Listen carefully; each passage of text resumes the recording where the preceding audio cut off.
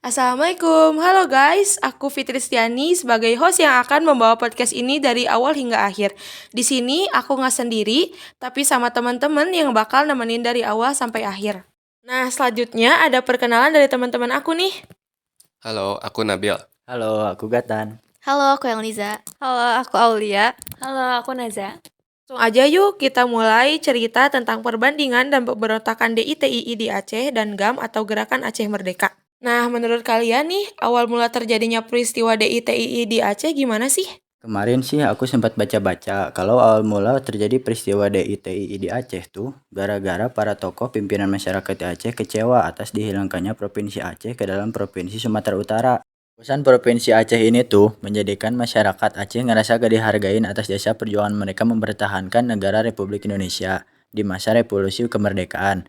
Masyarakat takut kalau misalnya para ule balang bakalan kembali menjadi pemimpin pada lingkup adat dan politik di Aceh. Bentar deh, Ule Balang itu apa sih? Ule Balang itu kayak kepala pemerintahan di Kesultanan Aceh waktu dulu. Oh, pemimpinnya.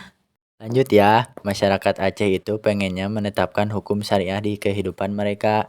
Nah, habis itu beredar rumor tentang dokumen rahasia dari Jakarta. Dokumen itu katanya dikirim Perdana Menteri Ali Sastro Ami Jojo yang isinya perintah pembunuhan 300 tokoh masyarakat di Aceh. Yang namanya itu Les Hitam. Hah? Serius? Sampai 300 orang? Banyak banget. Real cuy, perintah pembunuhan itu tuh berdasarkan kecurigaan dan laporan kalau Aceh itu lagi siap-siap buat pemberontakan buat misahin diri dari Indonesia.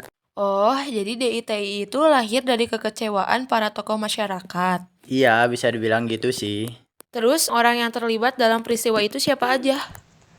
Orang yang terlibat dalam pemberontakan DITI di Aceh yaitu ada Muhammad Daud Berere, merupakan cerminan dari rakyat Aceh yang patriotik, mempunyai harga diri tinggi, dan selalu setia dengan agamanya.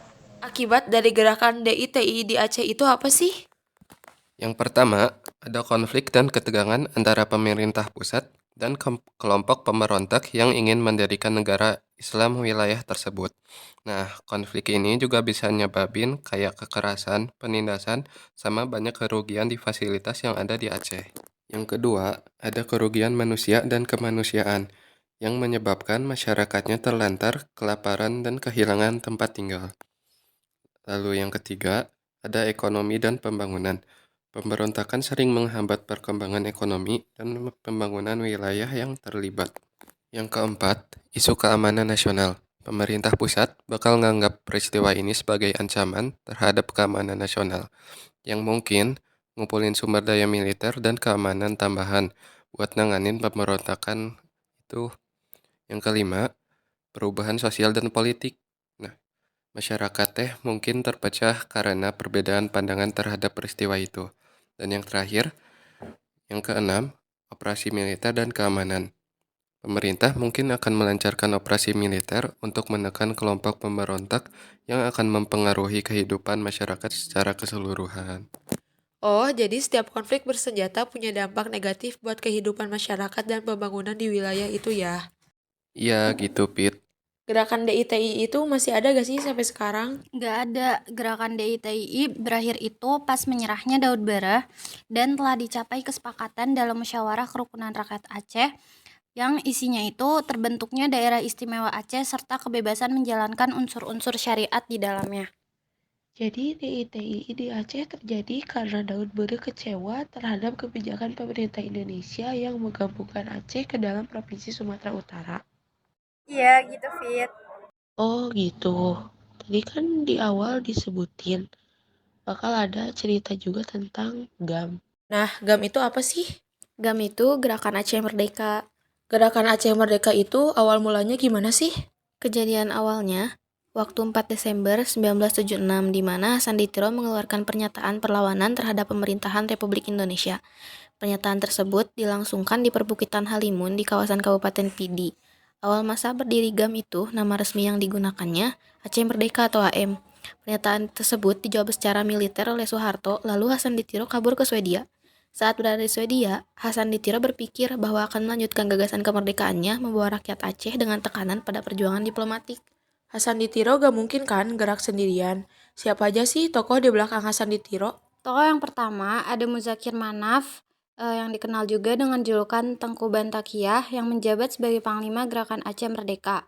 Yang kedua, ada Abdullah Syafi'i. Ini adalah pemimpin GAM yang menjabat sebagai Sekretaris Jenderal Gerakan Aceh Merdeka. Yang ketiga ada Zaini Abdullah yang memiliki peran penting dalam upaya perdamaian dengan pemerintahan di Indonesia. Yang keempat ada Tengku Sofyan Daud, salah satu tokoh senior di GAM yang berperan dalam perundingan damai.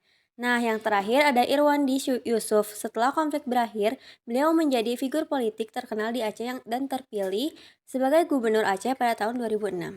Kira-kira ending dari konflik GAM itu gimana? Endingnya, melalui perundingan maraton yang melibatkan Wakil Presiden Yusuf Kala dan pimpinan pusat GAM, akhirnya kesepakatan damai itu ditandatangani di Helsinki, Finlandia, 15 Agustus 2005. Dalam kesepakatan tersebut, pemerintah Indonesia akan memfasilitasi pembentukan partai lokal di Aceh dan pemberian amnesti bagi anggota GAM. Menurut kamu, Bill, akibat dari gerakan Aceh Merdeka itu gimana? Menurut aku mah, akibat yang terjadi akibat konflik GAM, yaitu yang pertama, ada konflik dan kekerasan. Perjuangan bersenjata dengan pemerintah Indonesia melibatkan konflik dan kekerasan yang berkepanjangan. Lalu yang kedua, pelanggaran HAM.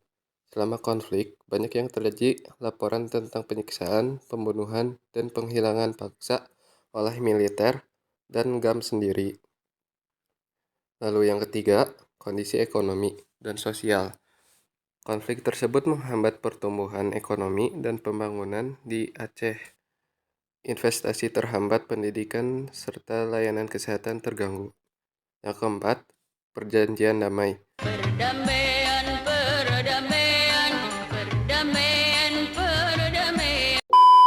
Pada tahun 2005, pemerintah Indonesia dan GAM mencapai perjanjian damai di bawah mediasi Finlandia.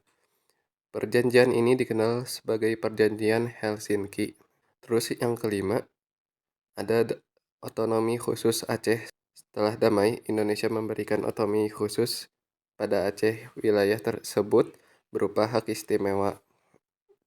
Yang keenam, ada proses rekonsiliasi. Proses rekonsiliasi dimulai untuk mengatasi luka-luka masa lalu dan memperkuat perdamaian di Aceh. Lalu yang terakhir, yang ketujuh, ada penguatan perdamaian regional. Berakhirnya konflik di Aceh membawa stabilitas dan ketenangan ke wilayah tersebut. Oh gitu, berarti DITII di Aceh dan GAM itu hampir sama ya? Ya, kurang lebih kayak gitu, tapi ada perbandingan antara DITII dan GAM. Yang aku tangkap, waktu dan tokoh DITII muncul lebih awal pada tahun 1953 dan dipimpin oleh Daud Bereh dengan ideologi Islamisme. Sementara GAM muncul pada tahun 1976 dan dipimpin oleh beberapa tokoh dengan tujuan mencapai kemerdekaan penuh untuk Aceh. Yang aku tahu juga, dalam ideologi, DITI didasarkan pada Islamisme dan ingin mendirikan negara Islam di Indonesia, sedangkan GAM bermaksud mencapai kemerdekaan untuk Provinsi Aceh. Di bidang geografisnya juga berbeda. Meskipun DITI bermula di Aceh, gerakan ini lebih banyak beroperasi di berbagai daerah di Indonesia. Sementara itu, GAM berfokus secara khusus pada Aceh.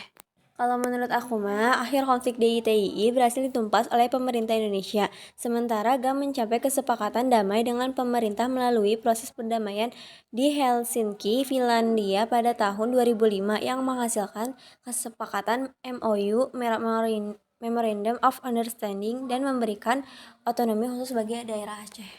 Oh gitu, jadi kesimpulannya DITII sama GAM itu sama-sama memberontak ke pemerintahan Indonesia, cuman tujuan mereka berbeda.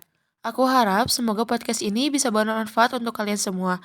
Makasih ya teman-teman buat pengetahuan baru yang udah kalian kasih. Dan terima kasih juga kepada kalian yang sudah mau mendengarkan podcast ini. Sekian dari kami, thank you and Assalamualaikum warahmatullahi wabarakatuh.